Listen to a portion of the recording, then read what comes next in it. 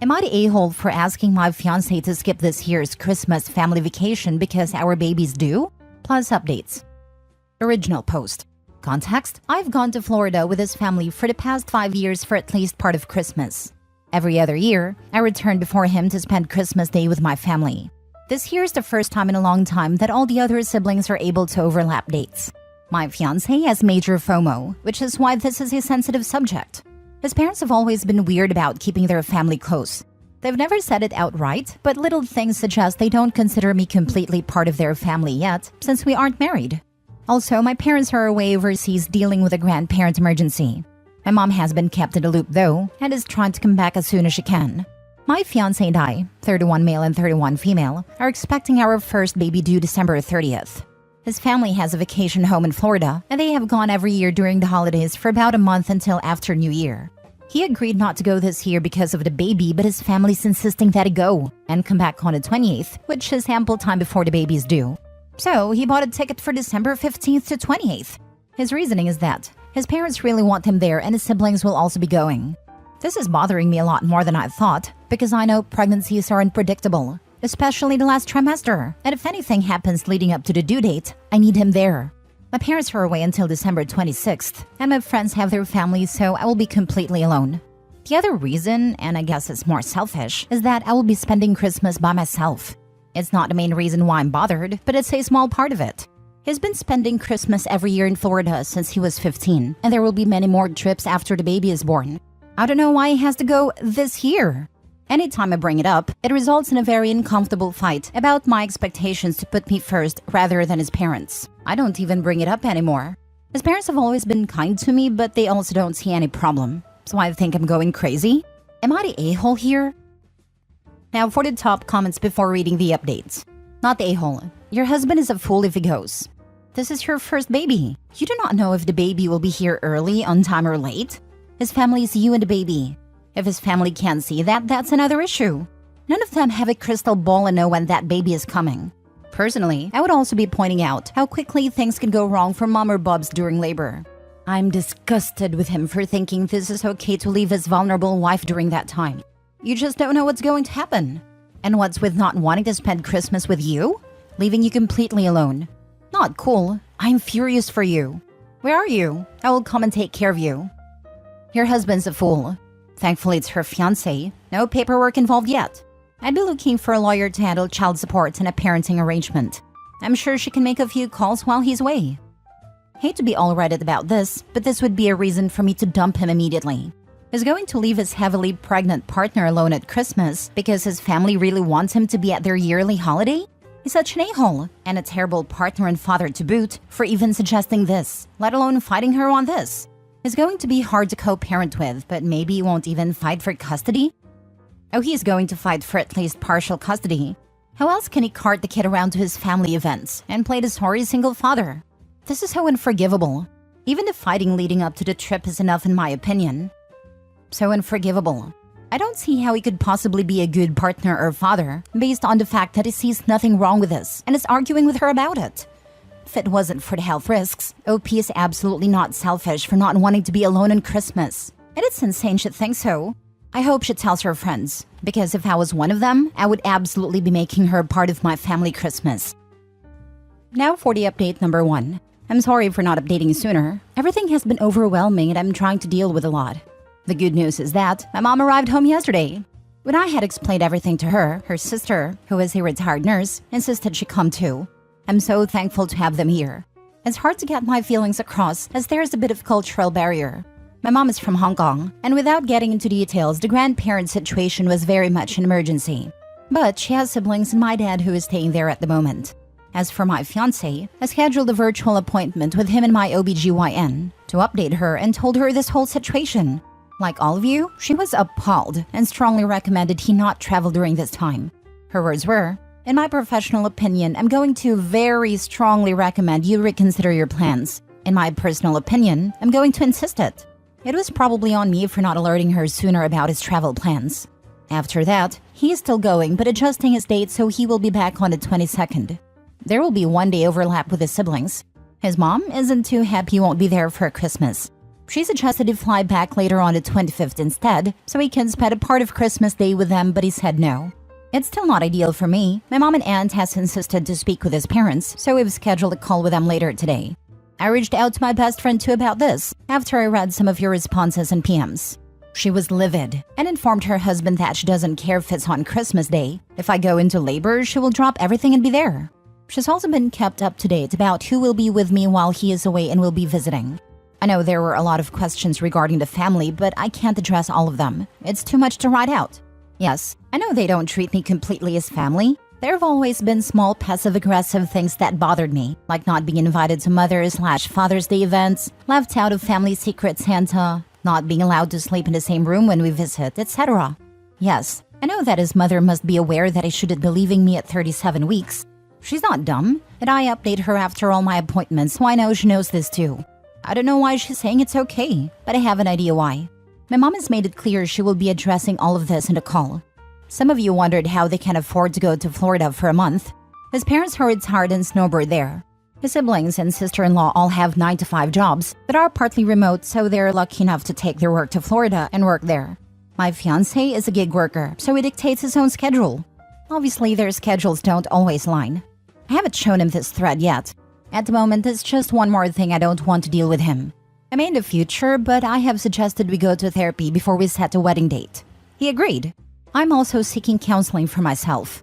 Lastly, I'm incredibly grateful to all of you who took time to respond, offered to visit me and bring me food. I've never posted on Reddit before, but I appreciate the support you've all shown me. Once again, thank you all so much. I'll try to update again after the baby comes. It might be a while, but please know that I'm safe and have lots of love surrounding me. Please have a safe and happy holidays. Also, I'm expecting a girl. Now for the second update. Happy holidays, everyone. I know some of you were asking for an update, so here it goes. Baby girl was born on December 20th at 6 pounds 10 ounces at 9:42 p.m. My mom, aunt, and best friend were there during labor. My mom was present during birth. She's healthy and we're all exhausted, but I'm so grateful for my support system. My now ex-fiancé did not make it for the birth. During the video call with his mother, my mom told her that he needs to come back immediately. Otherwise, she will be taking me home and they will not be welcome to visit the baby. It was a very heated call, but the outcome was that my mom and aunt packed up my things and we went back to my parents' house where I currently am still residing. So you can guess what happened there. It hurt a lot. I had a very upsetting call with him about his priorities now that we were literally down to the wire, and the conversation ended without much resolution. He hung up on me. I messaged him after our daughter was born to let him know I had given birth and that she was healthy. I tried to video call a lot after that, but I didn't pick up. He returned home on the 22nd as planned. Of course, I wasn't at a condo. I think they all thought my mom was bluffing. He tried to come by my parents' house many times, and at one point, sat outside in his car for hours when my mom and aunt wouldn't let him in. Finally, on Christmas Day, we let him see his daughter, and he and I discussed our future. My mom and aunt have been very vocal about breaking off the engagement, and I agreed that after the call with his parents, I didn't want to be involved with a family who was so selfish. He told me his mother was very insistent to go on this trip, to show his family that he wanted to mend his relationships with them, and that his sister-in-law had been saying some awful things about me to him and his parents. I told her some things in confidence a couple years ago about some issues I was having with him, and she turned it around on me. This was the nail in the coffin. I can't possibly marry into a family this toxic. So as it stands now, I have broken off the engagement and will live at my parents' house. We have scheduled couples therapy and our first session is tomorrow. He has apologized profusely and asked to stay with me to help with his daughter. My mom doesn't want him sleeping here, so he's been coming by in the morning to help with her and then leaving in the evening. His parents have told him that they would like to see our daughter as soon as they come back, and he has video chatted with them once to show our daughter to them. That's basically where we stand now. Undoubtedly, the situation will get more complicated once his parents come back, but I can't think about that right now. My baby girl is healthy and has a nursery set up in my childhood bedroom. She's surrounded by people who would give her the world. My aunt, who I haven't seen since I was 10, is here. Those are the positive things I'm focusing on. Last story.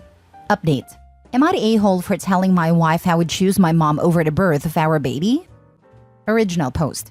So, to get started, I am 36 male and my wife is 33 female. We are expecting our first child soon.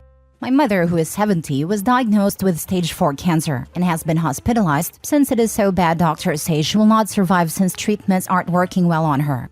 My dad died when I was young, and my mom took care of me while working 2 jobs so that I could have a good life.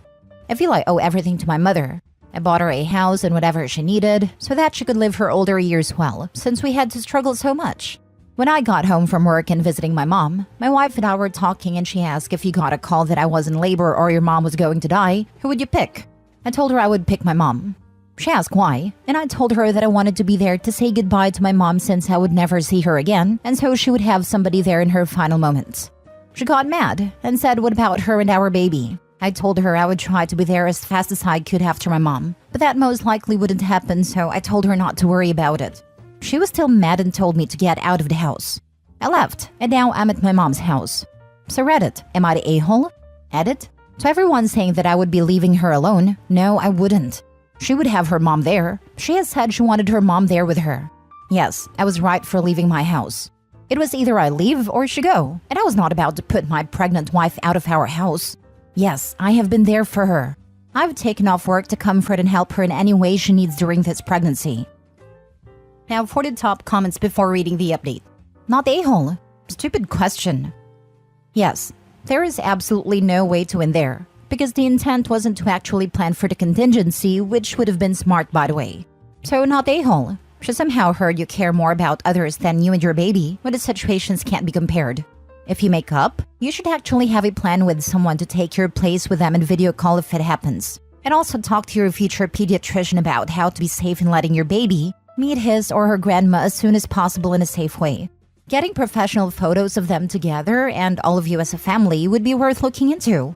Your kid will definitely appreciate them when they are grown up. Honestly, why did she even ask that type of question? It's impossible to answer a question like that. She's such an a-hole to even ask him to choose between his dying mother and his pregnant wife. My wife is a loving, intelligent, rational, and considerate woman. But pregnancy can easily turn someone into an estrogen Molotov cocktail. Giving OP his wife the benefit of the doubt, I'd say it's likely that has caught him so off guard because this is completely out of left field for her to say and is just super confused. I guarantee that my wife would understand if we role-played this scenario. That doesn't mean she'd have the same reaction when she had 6 gallons of extra hormones and a little alien kicking her in the lungs. Estrogen Molotov cocktail is right, lol. My normal self had probably be making a contingency plan in OP's wife's place. While pregnant, I'm not sure I would have been so rational about it. The idea of giving birth alone is scary. I can't fault either of them here. It's a really difficult situation. No a-holes here. Your wife is probably scared. I almost died in labor, as did our child. It isn't as clear-cut as deathbed trumps new birth, because childbirth can be a deathbed too. Have a clear, laid-out plan with a backup as well, in case option 1 is busy or out of town, so that she knows she isn't alone. Make sure you are always contactable. Your mother might be totally unconscious at the end, so you can still be on the phone with your wife while she's in labor, even while her mom or whomever is with her. Decide on options. Make sure everybody involved knows exactly what is happening. Make sure your mom knows what is happening. She might not want you there. Not everyone does. She might be appalled that you'd pick her over the birth of your child. And update them as time gets closer. Feelings change, especially those of your mother. She might get scared and change her mind. I will never forget the moment standing between 2 tables, one with my wife excessively bleeding after an emergency C-section, the other with my son coming out not breathing, still waiting to hear a cry, realizing I may very well be returning home by myself to take care of our daughter. Still getting choked up just writing that out. Thank God they're both okay, and my silly healthy 2-year-old son woke me up at 6 a.m. on New Year's Day. Mini update. I keep getting the same question about why did I leave my house even though I may own the house. It was late, and I didn't want my pregnant wife out late at night, but she told me to leave, so I knew it was either me or her. 2. My mother is in the hospital. She is not at her house.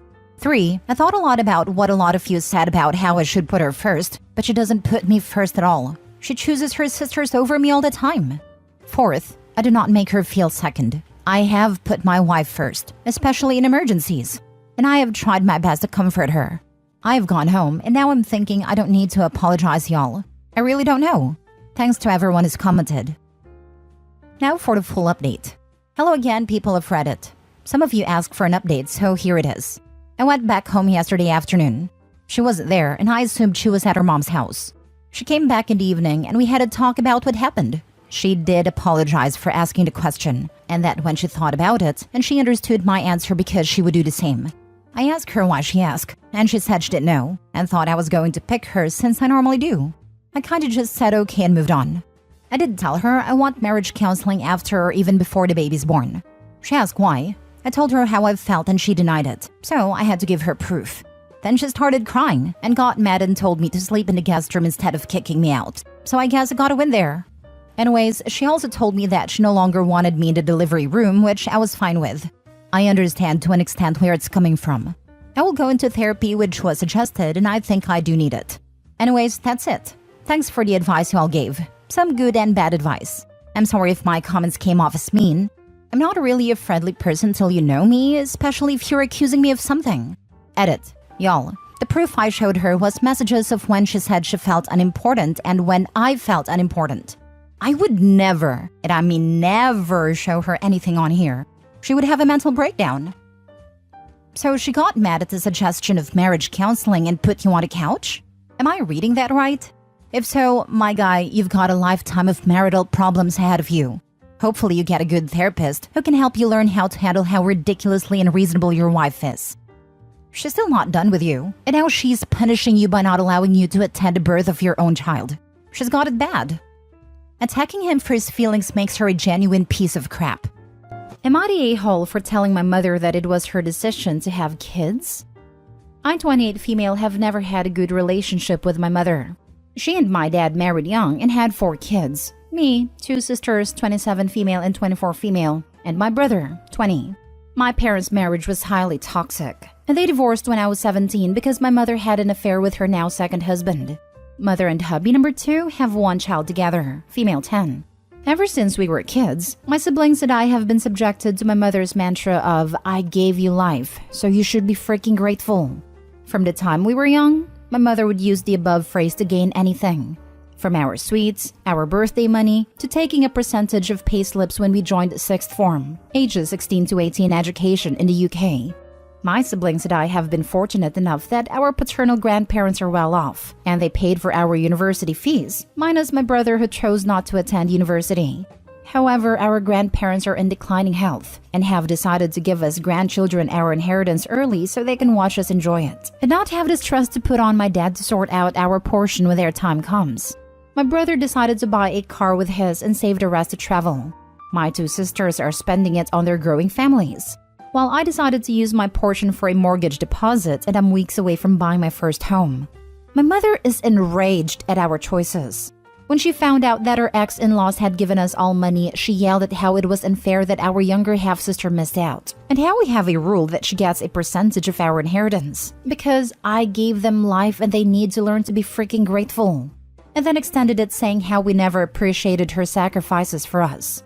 How we butchered her body, drained her mental state, and caused her divorce because our dad was too focused on us rather than paying attention to her, which caused her to cheat. I snapped at my mother and told her to shut the heck up. I told her that we didn't ask for her to bring us into this world because she chose to have kids. And if I had a chance to change who my biological mother was, I would, because she's always been a crappy one. Now she's telling the family that I don't appreciate her struggles with parenting, and I've upset her so badly that she's unable to focus on areas of her life that need her. For example, my half-sister, her job as a nurse, etc. My sibling sided with me, but our half-sister has sent me texts saying I need to say sorry for being mean. My stepdad, not a word I want to use, has called me an a-hole for speaking to my mother harshly. Am I the a-hole? Now for the top comments. Not the a-hole. Your mom is toxic, and she likely royally ruined her youngest daughter by making her believe she's a victim of your grandparents' generosity. Right? Your mom told your 10-year-old half-sister a skewed version of what happened and stirred up drama. Your mom may have even sent the text from your sister calling you mean. She is a monster, not an a-hole. I don't understand her mentality. You children must give me all your money because I choose to have you? And a bit about a half-sister makes even less sense. My daughter missed out on money from people she has no biological or familial relation with. Mom's a narcissist. Everything's always about her and only her. Normal person logic is just irrelevant here. Your mom's affair partner needs to sit down and shut up. Your half-sister is not related to your grandparents. She deserves nothing. Your mother is way off base here. Your mom cheated on their son. Your paternal grandparents are probably not her biggest fans. Your mom can go pound sand, not stay home. Opie's mom needs to keep both her mouth and legs shut. She decided to give birth. She decided to cheat. Nobody owes their parents for giving them life. We are usually grateful for what they do for us during our lives, and she obviously has not done much. You owe her nothing, Opie. Not the a-hole. Not the a-hole. You're absolutely correct. She gave life to you. That's correct. But that doesn't mean you are her slaves. She failed you as a parent. Didn't provide for you. Didn't show you any love or support. She's a vampire. Get some garlic and keep her away from your life. Next story. Am I the a-hole for telling my parents why I hate my name? Okay, so basically I, female 16, have 3 older siblings. John, Julia, and Jess. John and Julia are twins and Jess was about 3 years younger than them. Jess had a lot of medical issues as a kid according to my parents. She was born too early and had a lot of breathing issues, etc. And 2 months before I was born, when Jess was 4 and the twins were 7, Jess died. I was never told exactly how, but I knew it had something to do with her medical issues. My parents were distraught and when I was born I was named Jess, after my older deceased sister. See, the issue was that being directly named after the dad-daughter starts up problems. My older siblings refuse to call me by my name. They call me by my middle name or just don't refer to me at all. And as a kid, I always wanted to be friends with them. But they're a good 7 years older and have apparently already bonded enough with the original Jess that they don't really want to interact with me. My parents are even weirder. They put photos of original Jess on my birthday and look like they're about to cry whenever they say my name. They constantly bring up Jess. If I get a bad grade, they'll go on about how Jess would have done so much better. Or if I said I was feeling sick, they told me that I couldn't be as sick as Jess was and to stop faking it for attention. Don't even get me started on my parents' friends because they just keep giving me weird looks. I can't live out the shadow of original Jess, which sounds horrible but honestly it's true.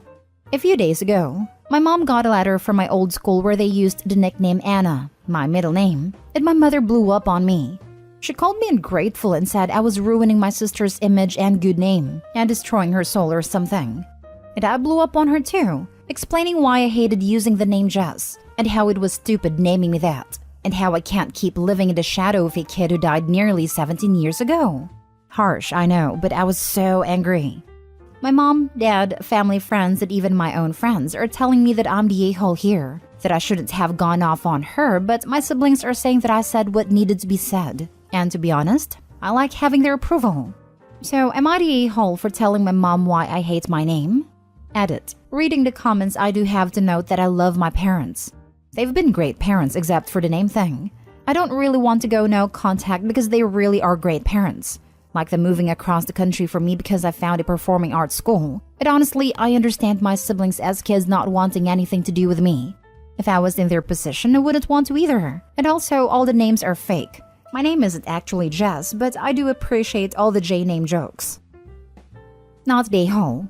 Not even a little bit. Honestly, I think it's super twisted that they named you after her. They robbed you of your own identity because they hadn't processed their grief. My thoughts exactly. The parents are awful for doing that. Right. Opie's definitely not the a-hole. In fact, this whole story reads like the beginning of good creepypasta or no sleep. I hope that they can find some peace and that Opie continues to use her own unique middle name. Also, good on her siblings for standing behind her on this issue. Not the a-hole. Why would anyone name their youngest kid after older late sibling? And what image does your late sister have? She died at 4. Your parents are projecting unhealthily and robbing you of your own identity. As a mother who has lost a child, I can understand using the child's name as a middle name for a new baby, the way we honor other relatives, including those who have died. A first name? No one should have expected Opie to go by that name.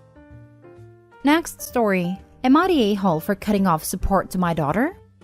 I, 52 male, have 3 children with my ex Tracy, 50 female, Michael, 28 male, Linda, 25 female, and Victoria, 23 female. We split because Tracy had an affair with Stan, 55 male, to whom she is now married. We never shared with the kids the reason for the divorce as I didn't want them to blame either of us. This backfired, as the kids saw their mom move out of the house into a small apartment and me keep living in the house and remarried 2 years after the divorce. So they saw me as the bad guy.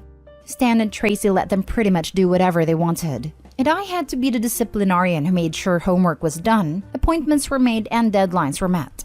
My two oldest eventually came to realize that I was not a bad guy. My son, when he found out that his mother had put nothing away for college for him as outlined in our divorce decree, and she told him to take out loans. While my daughter, when she realized that her grades were going to keep her out of her desired program in school. My youngest never came around though, so it was a surprise when her boyfriend asked for my blessing to ask for her hand. When I expressed that I didn't think she'd care about my blessing, he said she insisted on it. She began spending time with me, being polite to my wife, and it felt wonderful to have my daughter back. I went with them to book the venue and they'll be getting married next summer. I paid a deposit and a first installment. Then I noticed that she was becoming less communicative again recently, ignoring my texts or giving one-word replies and not coming over as much. On Monday, my son sent me a post from Instagram. My youngest had an engagement party this weekend to which I was not invited. One of the photos was her with Stan and it read, "Anyone can be a father, but it takes a real man to be a dad." This amazing guy has been my dad for 15 years, even though he didn't have to be.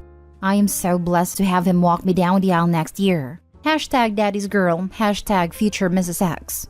My kids wanted for nothing their entire lives because I never let them go without. Even when they wouldn't talk to me, I made sure their needs were met. I texted Tracy to ask why I was not included, and she replied that Victoria didn't want my wife there because she wanted a drama-free day. My wife has literally never started drama in her life. I asked if Stan and I would both be walking her down the aisle. Tracy didn't respond, but Victoria called me up demanding to know what my problem was. I repeated my question, and she replied that no, Stan, her dad, would be walking her down the aisle. I told her that if that's what she wanted, I would be fine with it. I told her to let Stan know the next payment for the wedding is due in November. Stan and Tracy do not have the money for this wedding, and I think I'm being an a-hole. Linda says if I do this, Victoria will never speak to me again. Michael is on my side. Now for the top comments. Not the a-hole. If you aren't her dad in her eyes, then why would you pay for the wedding? And here is a novel idea. The bride and groom can pay for the wedding instead of the parents. I'm recently engaged and wouldn't dream of asking my parents for help paying for the wedding. Yeah, I was married last year and we had a wedding we could afford. I don't know why my parents would need to pay for my event. Not the a-hole. Maybe it's time you told your kids the real reason behind a divorce. Right? They're grown now. Time to rip off the band-aid. And to hell Stan/mom. What a sack of moldy douches they make. Not the a-hole. This. Don't hide things from your kids when you divorce. As a kid whose parents did this, it leads to nothing but badness. Be honest with them. But also, as others have said, she absolutely used you for the money, which is frankly disgusting. Get your deposit money back and let them pay for it themselves.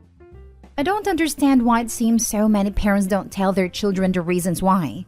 I left my ex when my daughter was 3. He's an alcoholic. It was very easy to say, "Daddy is sick and was not nice to mommy, but we still love you very much."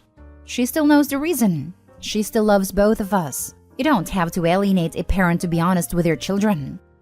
Full disclosure, I'm not Michael, but I'm on your side too, OP. The truth about your divorce was ugly and unflattering to Tracy, so you apparently agreed to hide it forever. OP, not just till the kids were grown, but forever. That decision has bitten you in the butt and cost you your relationship with at least one of your adult kids. Please, sit down with Linda and Michael and tell them the truth about the divorce. Show them the bratty IG posting from Victoria and say, "You know, I love all of you, but everyone has limits. I feel used and disrespected and I'm not going to put up with it anymore. If Victoria wants to talk to me about this directly, fine, but I'm not willing to bankroll an event where I'm cast as an unwelcome stranger. Not the a-hole for keeping your money in your wallet and finding something else to do on the wedding day." Now for the last story. Am I the a-hole for asking my parents why my wedding gift was significantly smaller than my sister's? My husband and I, 28 male, 28 female, got married recently and my sister, 31 female, and I were discussing the wedding after returning from the honeymoon. We are very fortunate to have grown up in a household where my parents made very good money. They were generous with us, but raised my sister and I to be hardworking and not dependent on them as adults. My sister and I both do well financially, as does her husband, 36 male. My husband loves his job, but it is not one that has a ton of earning potential. He and I met in college, so I've always known this was his plan, and we are very happy with our setup. During my discussion with my sister, she asked me if my husband and I were planning to use the wedding gift money from my parents to do a particular renovation for which we've been saving. But I was very confused because the gift, while extremely generous and appreciated, wasn't nearly enough to cover that. She told me how much she had been gifted, and it was more than twice what we had been given. After that, I couldn't stop thinking about why I had gotten less. So my sister encouraged me to ask, and during a call with my mom, I couldn't stop myself from asking. Her response was that it wasn't my business. But since I did ask, my sister has chosen a partner that can accommodate the lifestyle she's used to. So they've gifted her accordingly. They also gifted me accordingly to the lifestyle I've chosen. We are not entitled to gifts of any size in life, but I still can't help feeling hurt that my parents feel that my husband and I are less deserving than my sister and her husband based on income. Meanwhile, my parents are angry at both my sister and me for having this discussion and bringing it to them. Not a whole. There's a lot of reasons that would have made sense and been okay, including a simple, we're not in the same financial situation we were in when we gave your sister her wedding gift. But to make it about how much you guys make is basically a passive-aggressive way of saying, you got less because you picked a partner we feel is beneath you. Amen. Wait for the shocked Pikachu face when OP goes no contact and then have kids. It will be cruel to not let Grammy and Grampy see their cheer-ups. Not a whole, and I don't understand your parents' reasoning. Seems like they just want to punish you for choosing a spouse that makes less money than they would have preferred. Honestly, if your sister's husband is so well off, why would she need additional money as a gift? That was my first thought and response.